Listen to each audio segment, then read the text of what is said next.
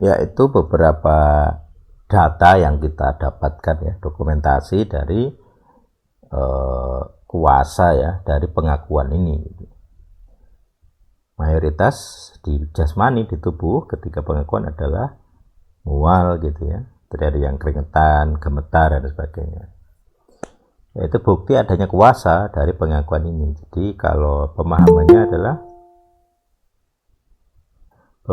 kalau kita sedang pengakuan dosa, maka sesuatu yang melawan kita atau melawan pengakuan dosa kita berarti kan ya dosa itu sendiri gitu ya. Sumber dosa itu setan gitu.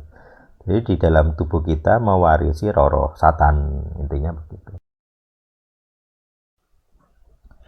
Jadi itu pemahamannya dari konsep dosa induk, dosa eden, dan ini semua orang wajib pengakuan.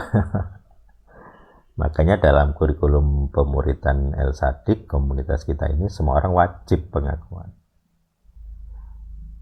Nah, tapi faktanya kan tidak semua orang setuju dengan konsep dosa leluhur, dengan ajaran dosa leluhur.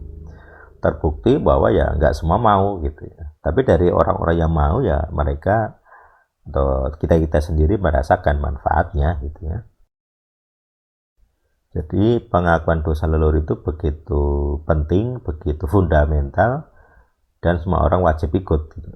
Nah ini juga nanti secara pembuktian apa ya, arkeologi gitu. Jadi hanya berlaku untuk anak Adam. Kalau ada manusia yang bukan anak Adam, teorinya adalah ya tidak berpengaruh gitu ya. Tidak berpengaruh. Tetapi sejauh ini saya mendapati semuanya kena pengaruh gitu ya. Semua etnis dapat.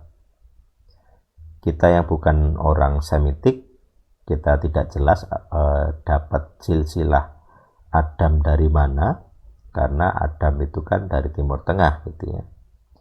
Kalau dari teori-teori arkeologi, kemudian ilmu-ilmu penyebaran manusia, migrasi, sulit menghubungkan orang-orang Indonesia, orang-orang Cina gitu ya, dari silsilah tokoh-tokoh di Alkitab gitu. Kayak apa? Agak jauh banget gitu ya, kok bisa sampai ke sini gitu. Tetapi nyatanya ya pengaruh secara spiritual. Ini pembuktian secara logika. Kalau manusia, ada etnis manusia yang bukan anak Adam, ya nggak ngaruh dengan ini gitu ya. Dan tentunya mereka juga tidak punya konsep dosa gitu. Tapi yang seperti saya jelaskan tadi, semua bangsa di dunia mayoritas punya konsep pohon kehidupan. Nah itu sebenarnya kerinduan kepada pohon kehidupan di Eden gitu. Tapi ketika mereka saling pisah, mereka membangun, karena yang asli sudah mati gitu. Jadi para keturunannya itu membangun konsep-konsep sendiri gitu ya. Di setiap bangsa punya konsep pemahaman tentang pohon kehidupan yang beda-beda gitu. Tetapi polanya sama, sumbernya sama, karena satu leluhur gitu. Di Jawa ada, di bangsa-bangsa ada, Mesir ada, India ada, Eropa ada, di kawasan Skandinavia, Viking itu juga ada, di kawasan Eropa, Amerika juga ada, di Cina juga ada. Jadi simbol pohon kehidupan itu banyak sekali, di mana-mana ada gitu. Nah ini itu teorinya dari dosa Adam, dosa induk. Poin-poinnya sudah saya jelaskan, terus pembuktiannya sudah saya tunjukkan videonya, juga teman-teman sendiri mayoritas sudah merasakan gitu ya. Jadi kalau sudah pengakuan dosa Adam, setuju atau tidak setuju, mau atau tidak mau, karena ada beberapa yang pengakuan dosa Adam tanpa sadar gitu ya, karena tidak ngerti El Sadik, tidak ngerti bahwa itu pengakuan dosa, tidak ngerti bahwa itu pengakuan pelepasan, tapi mereka beberapa sudah pengakuan.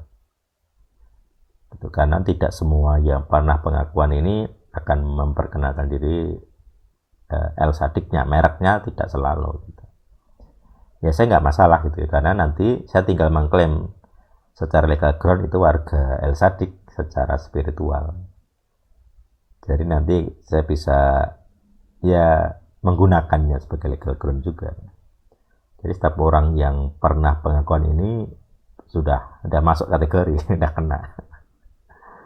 udah otomatis pasti berdampak. Kayak dulu saya beri juga pengakuan gitu ya, saya rasa banyak teman-teman juga gitu. Jadi kalau saya melakukan apa gitu ada yang terdampak gitu ya, karena kita satu link, satu jaringan gitu. Saya misalnya cabut paku di mana, ada yang kena, entah sakit, kecelakaan, ya memang itu resiko satu roh tuh begitu. Jadi kalau kita semua tidak bersih memang akan berdampak negatif ya, penderitaan. Makanya memang saya harapkan semua orang ya mengikuti gitu ya kurikulum pelepasannya secara aktif gitu. Tetapi di sini poinnya bukan tidak ada paksaan gitu. Saya tidak ingin ada paksaan karena nanti tidak ada gunanya. Karena tiap orang harus punya perjanjian sendiri dengan Tuhan gitu. Jadi tidak bisa dipaksakan, tidak bisa diwajibkan sebenarnya ya. Walaupun saya mengharap semua orang melakukan, mengikuti gitu.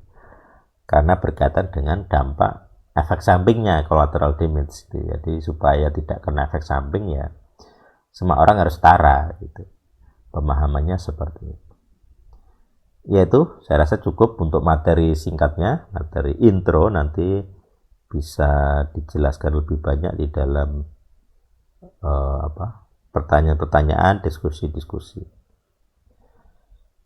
Oke, saya tutup materinya. Saya persilahkan untuk berdiskusi, bertanya, komentar, apapun ya, tentang dosa induk, dosa Adam. Jadi kita fokus ke saat ini adalah ke dosa induknya dulu. Karena nanti akan ada bahasan tentang kutuk bekerja, kutuk bersalin, dan beragam jenis dosa-dosa lain. Sudah ada sendiri materinya. Nah, kali ini kita fokus ke konsep dosa Adam, dampaknya, dan mungkin pertanyaan-pertanyaan berkaitan dengan itu. Saya persilakan.